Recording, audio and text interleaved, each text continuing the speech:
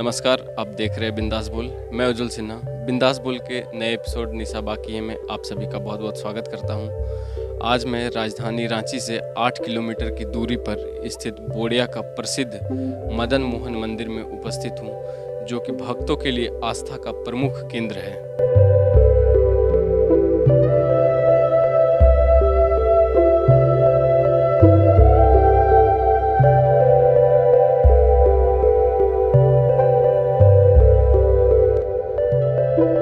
रांची ही नहीं, झारखंड के सबसे प्राचीन मंदिरों में से एक बोड़िया का मदन मोहन मंदिर मध्यकालीन भारत में प्रचलित वास्तुशिल्प का बेजोड़ नमूना है। ग्रेनाइट पत्थर से निर्मित 367 वर्ष पुरानी इस मंदिर की खूबसूरती आज भी बरकरार है और जल संरक्षण को लेकर अनोखी पहल की गई है। सन 1665 ईस्वी में रांची के बोड़िया में निर्मित मदन मोहन मंदिर उत्तर मध्यकालीन स्थापत्य कला की अद्भुत मिसाल है और इसकी खूबसूरती और चमक अब भी बरकरार है। मुगल काल में निर्मित 367 वर्ष पुराना यह मंदिर 12 खंभे पर टिका हुआ है। इस मंदिर के गर्भगृह में महिलाओं का प्रवेश वर्जित है। मुगल काल में इस मंदिर का उस वक्त निर्माण कराया गया जब औरंगजेब का शासन था। औरंगजेब के शासनकाल में देश के कई प्राचीन मंदिरों को तोड़कर मस्जिद बनाने की घटनाओं की चर्चा होती है। साथ ही यह भी आरोप लगता है कि इस शासनकाल में इस्लाम को बढ़ावा देने के लिए दूसरे धर्म के मानने वालों पर कई अत्याचार भी हुए। ऐसे समय में रांची के जमींदार ने ऐसा भव्य मंदिर बनवाया जिसकी चमक आज भी बरकरार है।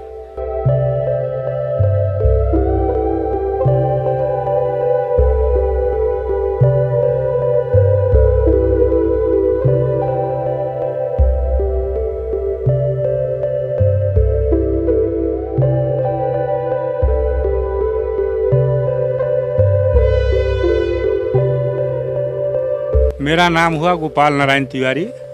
इस मंदिर के जो निर्माता हैं लक्ष्मी नारायण तिवारी, उन्हीं के वंशज हैं हम लोग। और अभी तत्काल इस गांव में हम लोग करीब 75 घर उनके वंशज हैं और उन्हीं के माध्यम से मंदिर के पूजा व्यवस्था का माने संचालन होता है। जो मंदिर में 4 टाइम पूजा होती है, सुबह आरती, दोपहर में भोग, शाम में आरती और रात में भोग लगने के बाद प्रभु का शयन कराया जाता है। तो इस 4 टाइम का जो पूजा व्यवस्था है वह मंदिर के निर्माता लक्ष्मी नारायण तिवारी के जो वंशज हैं उनके आपसी सहयोग से उस व्यवस्था को संचालित किया जाता है। इस मंदिर का निर्माण कब करवाया गया था? इस मंदिर का निर्माण विक्रम संवत 1722 ईस्वी सन 1665 में हुआ था। माने अभी वर्तमान समय से 357 वर्ष पूर्व। ये मंदिर के निर्माण में रातू महाराजा एनीनाथ शाहदेव जी का सहयोग रहा था और निर्माण का काम जो है सो लक्ष्मी नारायण तिवारी के माध्यम से कराया गया था। इस मंदिर में ऐसा कहा जाता है 1953 में यहाँ से मूर्ति की चोरी हो गई थी। जो प्रथम बार मूर्ति की स्थापना की गई थी वो स्वर्ण मूर्ति थी, जिसका चोरी वर्ष 1953 में हुआ था और उसके बाद फिर अष्ट धातु की मूर्ति स्थापित करके पूजा किया जा रहा है। इस मंदिर में कहीं शिवलिंग भी है जिसका छोर अभी तक मतलब पता नहीं चल पाया है। मंदिर के कैंपस में तो नहीं है, लेकिन मंदिर के माने चबूतरा जो बना हुआ है जहाँ होली के दिन प्रभु को निकाला जाता है, उसके ठीक सामने एक शिवलिंग है और उस शिवलिंग का छोर आज तक कोई पता नहीं लगा पाया है। और यहाँ मंदिर का जो गर्भगृह है वहाँ पे महिलाओं का मतलब जाने पे पाबंदी, कैसा क्यों? हाँ, मंदिर के गर्भगृह में प्रवेश करने के लिए महिला को 1 दिन का अवसर मिलता है। जब इस कुल खानदान में वो ब्याह करके या इस गांव में उसका ब्याह होता है तो ब्याह के जिस दिन वो आती है गांव में तो चौठारी जिसको बोलते हैं 4 दिन के बाद, उस दिन वो आके भगवान का पूजा करती है। मात्र उसी दिन उसको मंदिर के गर्भगृह में प्रवेश करके प्रभु का पूजन करने का व्यवस्था है। उसके बाद फिर मंदिर के गर्भगृह में प्रवेश नहीं कर सकती है। बाहर जो व्यवस्था है वहाँ पर आकर के पूजा व्यवस्था कर सकती है। ऐसे भगवान जो महाप्रभु हैं इस मंदिर में स्थापित राधा कृष्ण जी, वो होली के दिन स्वयं मंदिर से बाहर आते हैं। मंदिर के बाहर एक चबूतरा बना हुआ है, उस चबूतरे में झूला लगाया जाता है और उस झूले में आके प्रभु विराजमान होते हैं और पूरा गांव के प्रत्येक नागरिक को उस दिन स्वतंत्रता रहती है कि प्रभु के साथ वो होली खेल सकता है, प्रभु का स्पर्श कर सकता है। सिर्फ शर्त यही है, चूँकि वैष्णव मंदिर है, विष्णु भगवान के स्वरूप हैं कृष्ण जी, इसलिए मांस मदिरा का सेवन उस दिन नहीं करना होता है। और अपने जिस समय आप जा रहे हैं चढ़ाने के लिए, उस समय आपके अंग में किसी तरह का चमड़े का चीज़ नहीं होना चाहिए, जैसे पर्स, बेल्ट इत्यादि जो होता है उसको हटा करके ही आप भगवान को स्पर्श कर सकते हैं। तो उस दिन चबूतरे में जाते हैं भगवान, अब पूरा गांव का आदमी आता है, भगवान के साथ अबीर खेलता है, माने होली खेलता है और पूरा आपस में मिल के नाचते गाते, माने आपको जिस तरह से ब्रज में होली होती है उस तरह का व्यवस्था होता है। पूरा गांव का आदमी उस दिन एक दूसरे से गले मिलता है, बड़े का पैर छूता है, छोटा उसको आशीर्वाद दिया जाता है। और यहाँ चूँकि भगवान को चढ़ाया जाता है अबीर, इसलिए वो प्रसाद स्वरूप समझा जाता है, इसलिए यहाँ चरण में नहीं लगा के अबीर लोग गालों में लगाते हैं या मस्तक पर लगाते हैं उसको।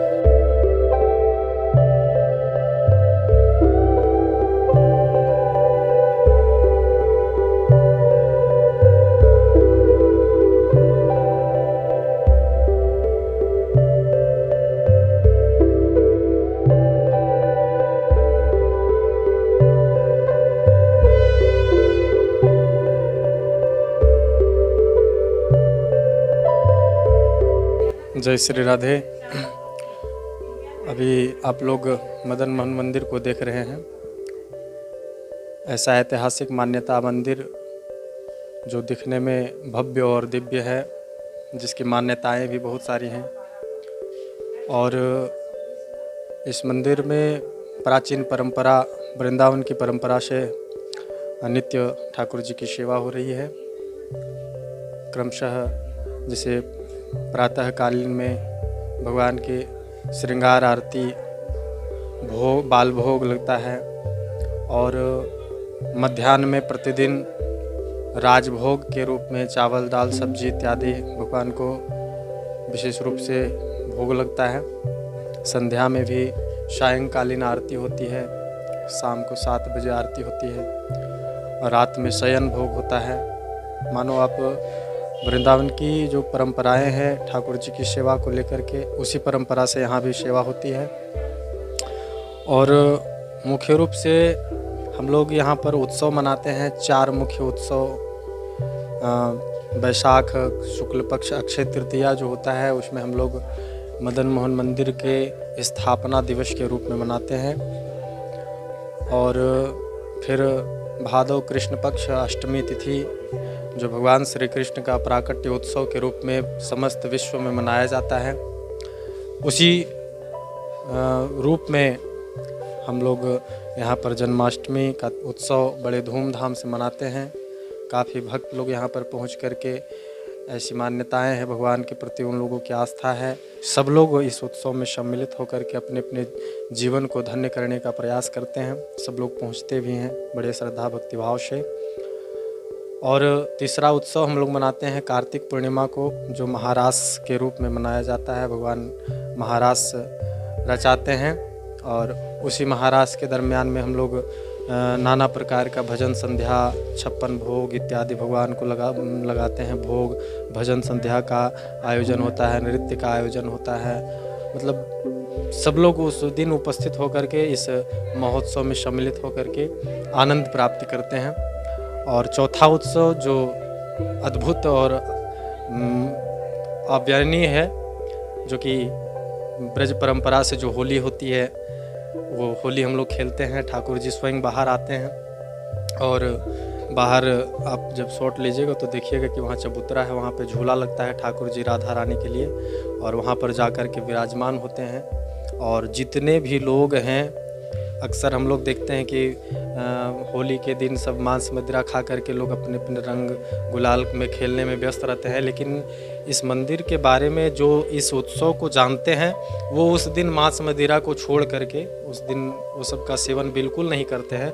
और सबका प्रयास रहता है कि ठाकुर जी के श्री चरण में हम लोग अपना अबीर चढ़ाएं। और ऐसे सब पूरे गांव के लोग, पूरे रांची के लोग और जितने भी लोग इस उत्सव को जानते हैं कि यहाँ पर ऐसा इस प्रकार से उत्सव होता है, वो उनका प्रयास यही रहता है कि होली में हम पहुँचें, ठाकुर जी के साथ होली खेलें और बहुत भीड़ के साथ, बहुत से जन सैलाब के साथ, भक्तों के सैलाब के साथ हम लोग दिव्य और भव्य के रूप में हम लोग होली मनाते हैं। मस्त अबीर की होली खेलते हैं ठाकुर जी के साथ। और इसी प्रकार से हम लोग मंदिर में 4 उत्सव मनाते हैं। मुख्य रूप से सनातन धर्म में ऐसा है कि रोज़ दिन उत्सव होता है, लेकिन मुख्य 4 उत्सव हम लोग इस प्रकार से मनाते हैं। और बड़ी विशेषताएं हैं मंदिर की। लोगों की आस्था इतनी है कि जब अपने काम को लोग शुरू करते हैं प्रतिदिन, तो ठाकुर जी के चरण में मस्तक झुका करके ही दिन का शुरुआत करते हैं। और रात्रि का जब घर जाते हैं अपने नित्य कार्य से निवृत्त होने के बाद, तो उनका प्रयास यही रहता है कि ठाकुर जी के श्री चरणों में पुनः एक बार हाजिरी लगाएं। दिन की शुरुआत भी यहीं से लोग करते हैं और दिन का समापन भी यहीं से करते हैं। और दूर दूर से लोग यहाँ पर कसम खाने के लिए भी आते हैं। ठाकुर जी के प्रति ऐसा विश्वास है कि किसी का कोई सामान गुम हो गया हो, किसी के प्रति किसी को शक हो, किसी प्रकार का लड़ाई झगड़ा इत्यादि, तो लोग कसम खाने के लिए भी आते हैं और उनकी मनोकामनाएं जो है अवश्य ही पूर्ण होती हैं।